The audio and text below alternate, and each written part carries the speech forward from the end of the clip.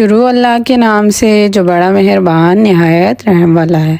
अस्सलामुअलैकुम दोस्तों, कैसे हैं आप? उम्मीद है सब खैरियत से होंगे, खुश होंगे, आबाद होंगे, हैप्पी होंगे। मेरी दुआ है आप जहाँ भी रहें हैप्पी रहें, खुश रहें और हमेशा अच्छे और हेल्दी खाने खाते रहें। और अगर मेरे साथ रहेंगे तो इंशाअल्लाह ताला अच्छे और हेल्दी पकवान खाते रहेंगे। मैं हूं आपकी दोस्त Rashida Umar and you are watching low flame. आज भी एक बेहतरीन सी रेसिपी के साथ आपकी खिदमत में हाजिर हूं, तो मेरे साथ रहिएगा। और अगर मेरे चैनल पर नए हैं तो फ़ौरन से मेरे चैनल को सब्सक्राइब कर लें, शुक्रिया। तो चलिए आइए आज की रेसिपी स्टार्ट करते हैं। आज भी हम एक रमज़ान स्पेशल रेसिपी बनाएंगे जो कि बहुत मज़ेदार और यम्मी बनती है। इस रेसिपी के लिए मैंने 3 अदद आलू ले लिए थे, जिनको मैंने अच्छी तरह से बॉईल कर लिया है। अब बस हमने इनको ग्रेटर की मदद से ग्रेट कर लेना है और अच्छे से मैश कर लेना है। अब हम इसके अंदर डालेंगे स्पाइसेस। सबसे पहले हम कुटी हुई लाल मिर्च डालेंगे 1 टेबलस्पून। थोड़ा सा सफ़ेद ज़ीरा डालेंगे हम। सफ़ेद ज़ीरे के बाद इसके अंदर हम डालेंगे नमक। नमक आपने अपने टेस्ट के अकॉर्डिंग डालना है, जैसा आपको पसंद हो। जी हाँ, अब थोड़ा सा हम इसके अंदर चाट मसाला डाल लेंगे, जिससे इसका टेस्ट बहुत अच्छा हो जाएगा। और 1/2 टेबलस्पून हम इसके अंदर डालेंगे अदरक का पाउडर। इन चीज़ों को डालने के बाद इसको हम अच्छी तरह से मिक्स कर लेंगे। इसको आपने अच्छे से मिक्स करना है ताकि मसाले जो हैं वो अच्छे से मैश हो जाएं और मिक्स हो जाएं आलू में। लास्ट में इसके अंदर बस धनिया डालेंगे और इसको भी हम अच्छी तरह से हाथों की मदद से मिक्स कर लेंगे।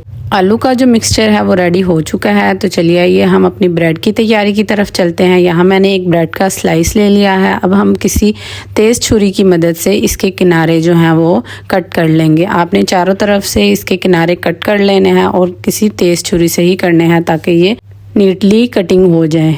जी हाँ, ये देखिए यहाँ पे जो है चारों तरफ के किनारे कट हो चुके हैं। बस जी यहाँ पे हमने अब ब्रेड को क्यूब्स की शेप में काट लेना है। आपने बिल्कुल इक्वली इसके अंदर पहले 3 कट लगाने हैं, फिर आपने इसको क्यूब्स में काट लेना है। ये देखिए इस तरह से आपने शार्प छुरी से इसको अच्छी तरह से कट कर लेना है। इस तरह का आपका क्यूब होना चाहिए। ये देखिए इस साइज़ का होना चाहिए ये। अब हमने 2 से 3 ब्रेड लेनी है और उसको भी इसी तरह से कटिंग कर लेना है।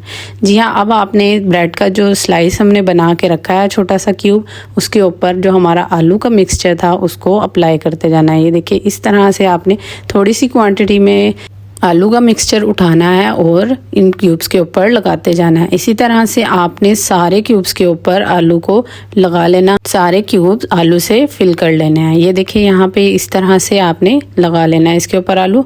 ये देखिए यहाँ पे मैंने उसी साइज़ के मोज़रेला चीज़ के स्लाइस ले लिए हैं।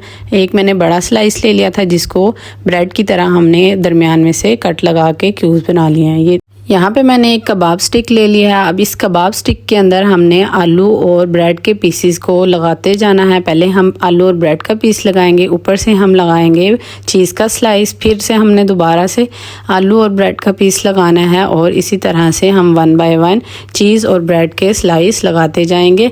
जी हाँ, लास्ट में अब आपने देखना है जो आपने लास्ट में पीस लगाना है उसको आपने साइड से उल्टा कर लगाना है। मतलब कि आलू वाली साइड आपने अंदर वाली साइड पे कर देनी है और ब्रेड वाली साइड बाहर कर देनी है। इस तरह से हमारा ये कबाब रेडी हो जाएगा। ये देखिए आपने बीफ, चिकन और वेजिटेबल के कबाब तो बहुत खाए होंगे, लेकिन ये वाले कबाब बहुत ही यूनिक हैं, तो इनको ज़रूर ट्राई कीजिएगा और मुझे दुआओं में याद रखिएगा। अगर मेरी रेसिपी इस स्टेज पर आपको पसंद आ रही हो तो रेसिपी को लाइक ज़रूर कीजिएगा और कमेंट में अपनी राय का इजहार ज़रूर कीजिएगा। शुक्रिया।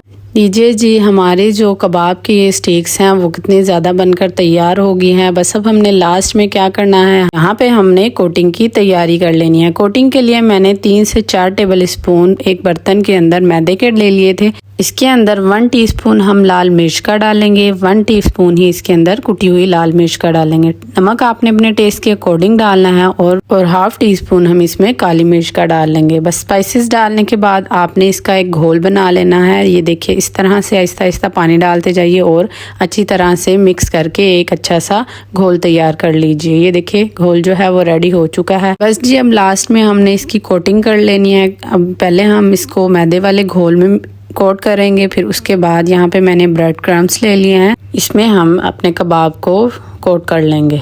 जी हाँ, ये देखिए इस तरह से आपने अच्छी तरह से कोटिंग करनी है इसकी।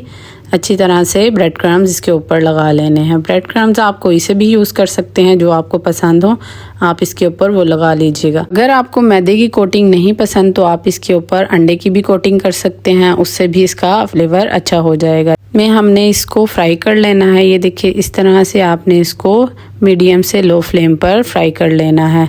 ये रेसिपी बहुत ही यूनिक और डिफरेंट है और बहुत ही मज़ेदार बनती है, तो इसको ज़रूर ट्राई कीजिएगा। और अगर मेरी रेसिपी पसंद आ रही हो तो लाइक ज़रूर कीजिएगा और कमेंट में अपनी राय का इजहार ज़रूर कीजिएगा और मेरे चैनल को सब्सक्राइब कर लीजिएगा। शुक्रिया।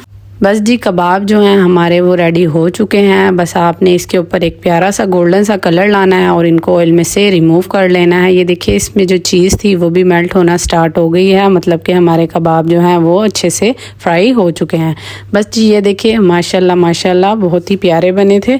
आपने इनको ज़रूर ट्राई करना है और मुझे दुआओं में याद रखना है। अब मुझे दीजिए इजाज़त, अल्लाह हाफिज़। एक और रेसिपी के साथ मुलाकात होगी, तब तक के लिए stay tuned for more recipes.